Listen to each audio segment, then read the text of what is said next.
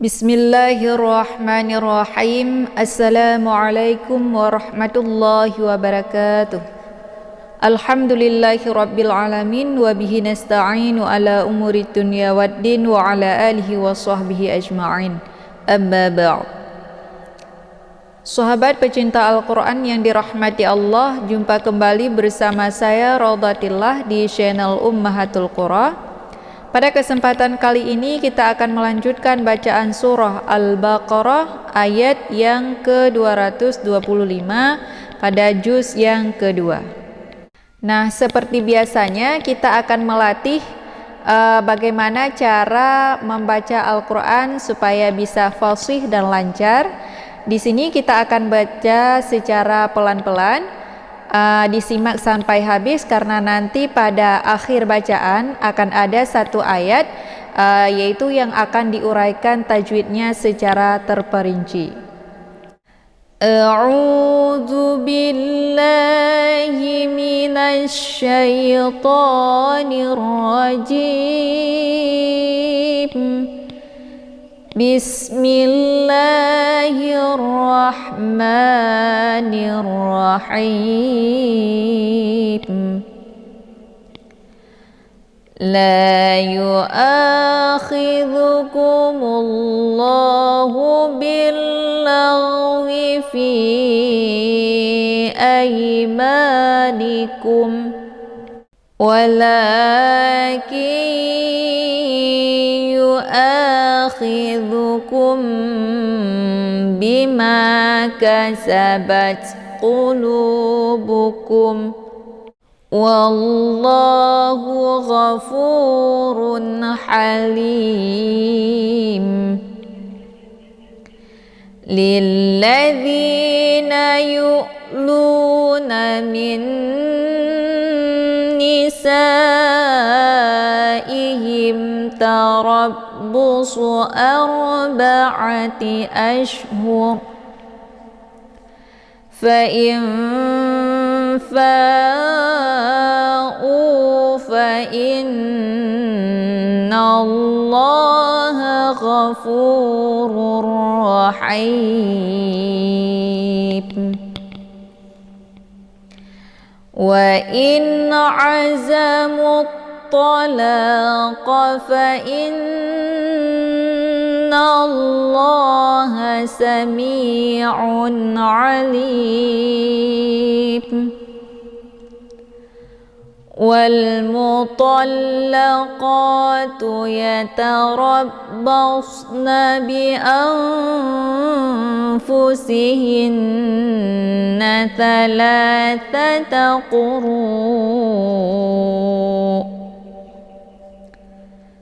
wa la yahillu lahunna an yaktumna ma khalaqallahu fi arhamihinna in kunna yu'minna billahi wal yawmil akhir wa bu'ulatuhunna ahaqqu biraddihinna fi dhalika in aradu islaha walahunna mithlu alladhi alayhinna bil ma'ruf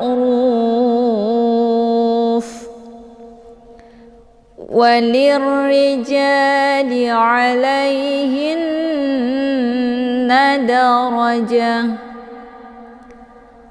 wallahu azizun hakim. At-talaqu marratan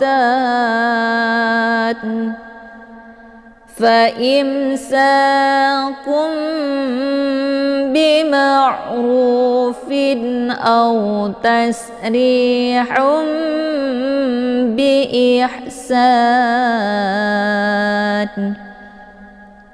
ولا يحل لكم أن تأخذوا مما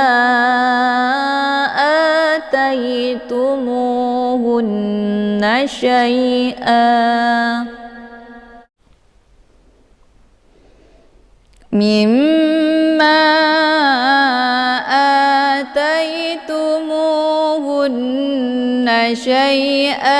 إلا أن يخافا ألا يقيما حدود الله فإن خفتم ألا يقيما حدود الله فلا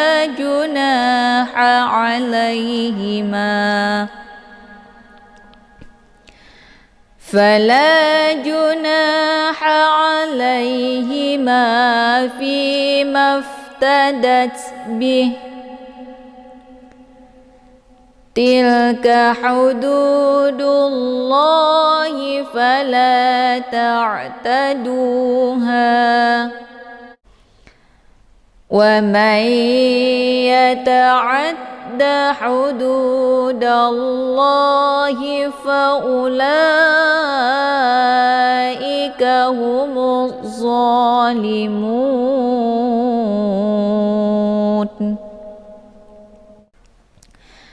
فإن طلقها فلا تحل له من بعد حتى تنكح زوجا غيره فإن طلقها فلا جناح عليهما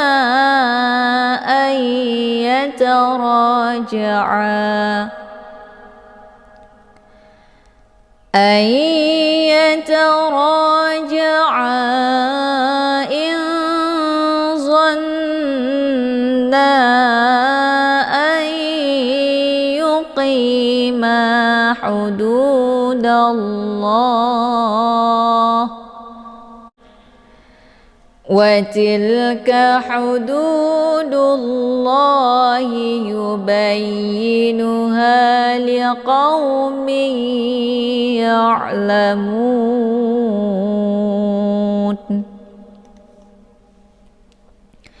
وإذا طلقتم النساء فبلغن أجلهن فأمسكوهن بمعروف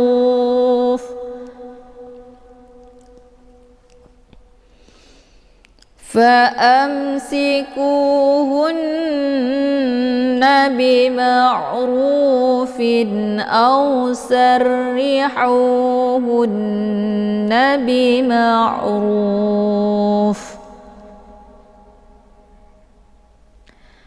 ولا تمسكوهن ضرارا لتعتدوا ومن يفعل ذلك فقد ظلم نفسه ولا تتخذوا آيات الله هزوا واذكروا نعمة الله عليكم وما أنزل عليكم من الكتاب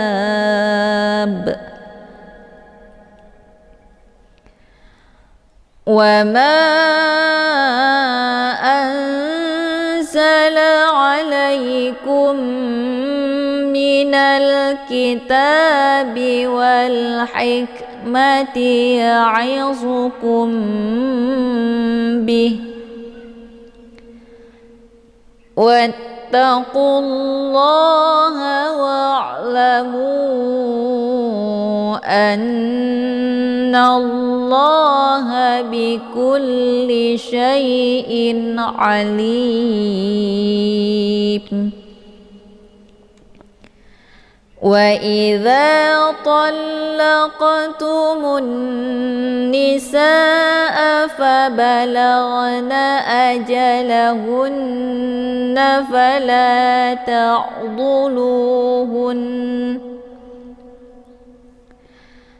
فلا تعضلوهن أن ينكحن أزواجهن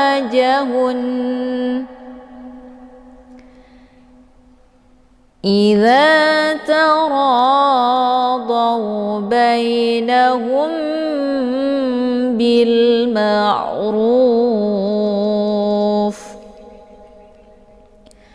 ذلك يوعظ به من كان منكم يؤمن بالله واليوم الآخر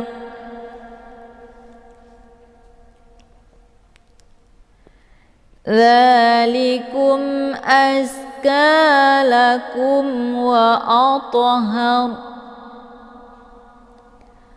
والله يعلم وأنتم لا تعلمون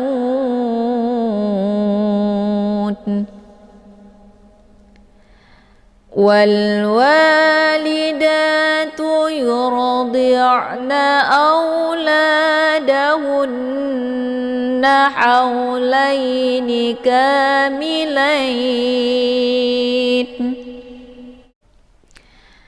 حولين كاملين لمن أراد أن يتم الرضاعة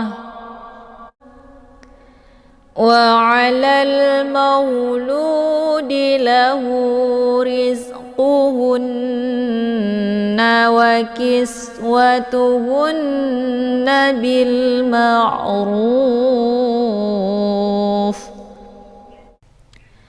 لا تكلف نفس إلا وسعها لا تضار والدة بولدها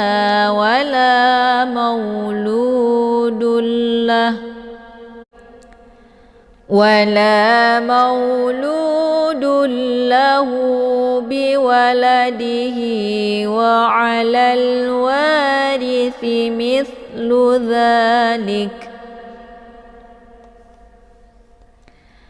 فإن أرادا فصالا عن تراض منهما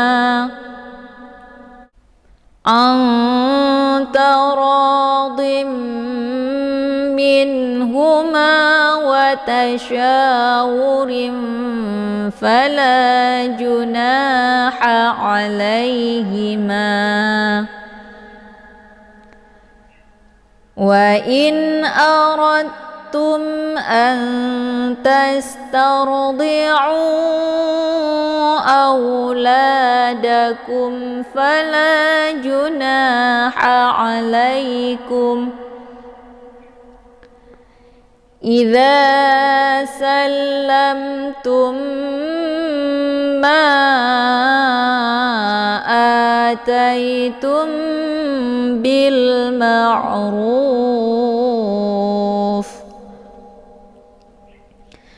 واتقوا الله واعلموا أن الله بما تعملون بصير. والذين يتوفون منكم ويذرون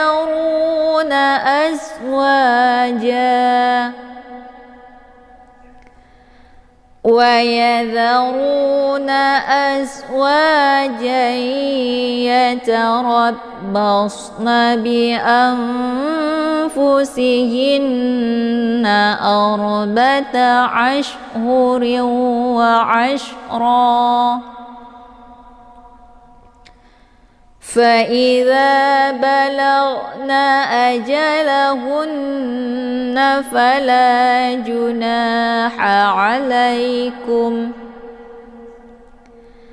فلا جناح عليكم فيما فعلن في أنفسهن بالمعروف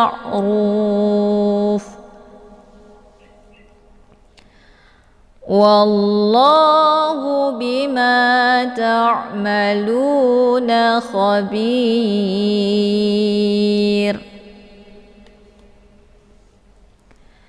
ولا جناح عليكم فيما أردتم به من خطبة النساء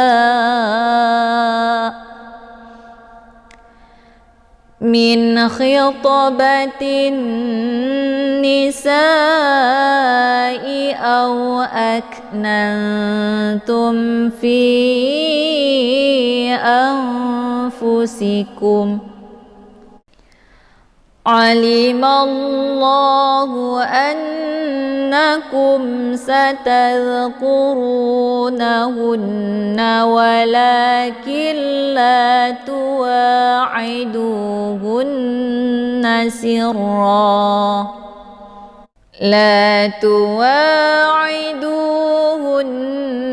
سرا إلا أن تقولوا قولا معروفا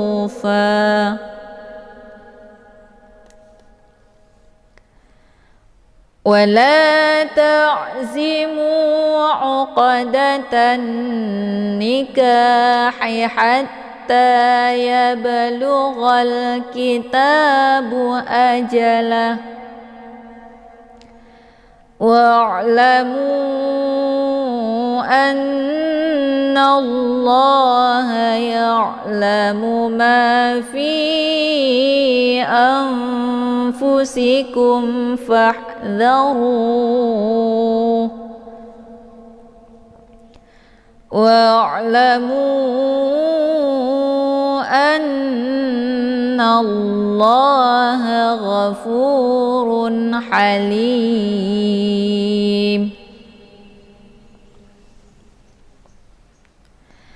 لا جناح عليكم إن طلقتم النساء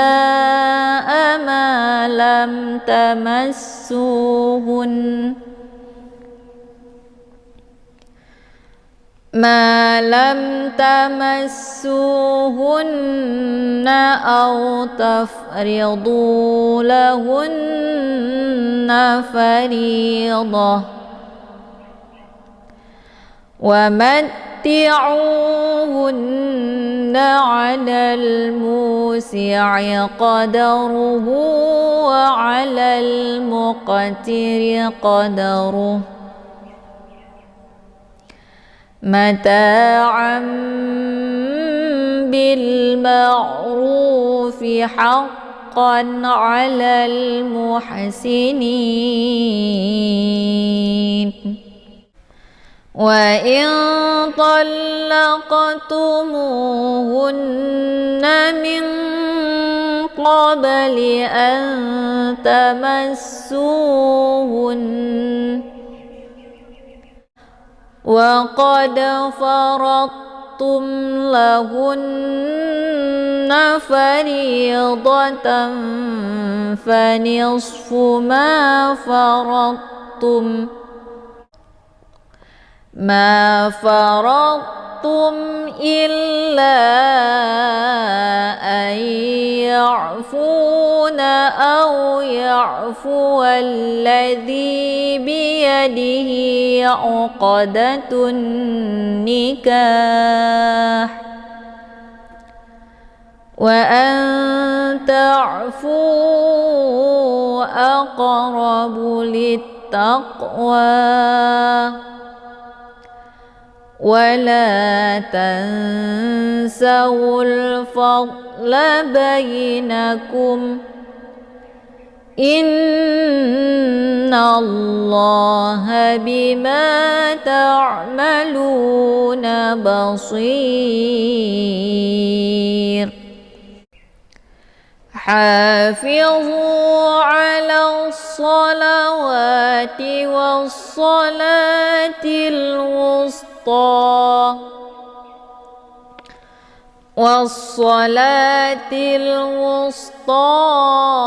wa qumu lillahi qanitin.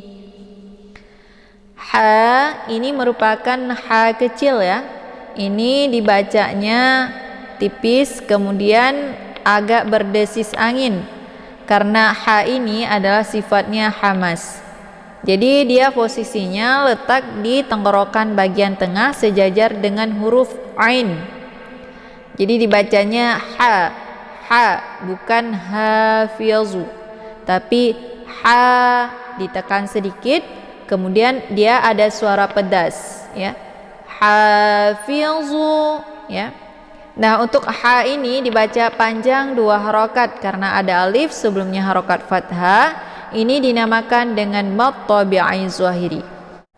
Fizu ini juga dipanjangkan 2 harokat karena ada waw sukun yang sebelumnya berharokat zummah. Ini dinamakan dengan mad tabi'i zahiri. Dan untuk alif ini tidak dibaca. Ini merupakan alif ziyadah. Kemudian ala so di sini ada alif lam, namanya alif lam asyamsiyah karena sesudah alif lam terdapat huruf syamsiyah yaitu shad. Cara bacanya lamnya langsung dileburkan ataupun dimasukkan ke dalam huruf shad. Dan untuk alif lamnya tidak lagi dibaca. Atau kata lain juga disebut dengan idgham syamsiyah. Ala so ya. Kemudian so dibaca tebal dan desis anginnya itu jelas. Ala salawa wa ini dibaca panjang 2 harokat karena ada harokat fathah berdiri tegak. Ini dinamakan dengan mad tabi'i muqaddar. Nah, perbedaan antara mad tabi'i muqaddar dengan mad tabi'i zahiri ini dari segi harokatnya. Kalau mad tabi'i zahiri ini tandanya diawali dengan waw sukun dan sebelumnya harus harokat zummah ataupun alif sebelumnya harokat fathah. Namun kalau mad tabi'i muqaddar dia ditandai dengan harokat bukan berupa huruf ya. Jadi harokatnya adalah harokat fathah tegak. Nah, ini secara hukmi yaitu ditakdirkan alif di sini, tapi alifnya tidak ditulis, tapi dilambangkan sebagai alif kecil ataupun bentuk harokat fathah tegak. Nah, untuk hukum bacaannya sama, yaitu sama-sama dipanjangkan 2 harokat. Mad tabi'i zahiri dipanjangnya 2 harokat, mad tabi'i muqaddar juga dibaca panjangnya 2 harokat. Namun yang menjadi perbedaannya adalah dari segi hukumnya. Kalau mad tabi'i zahiri ditandai sebagai huruf dengan huruf ya, sementara mad tabi'i muqaddar ditandai dengan harokat fathah tegak. Kemudian wassa ini masih sama uraiannya ya. Ini merupakan alif lam asyamsiyah, sama seperti ala sa ya, karena sesudah alif lam terdapat huruf syamsi yaitu shad.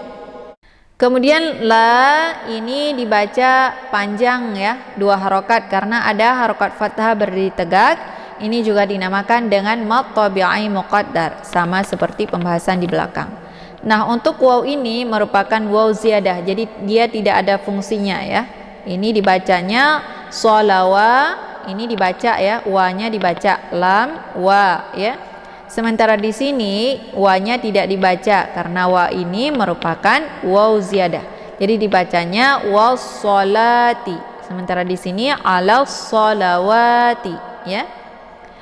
Kemudian tilwus, di sini ada alif lam, namanya alif lam al-qamariyah karena sesudah alif lam terdapat huruf qamariyah yaitu waw.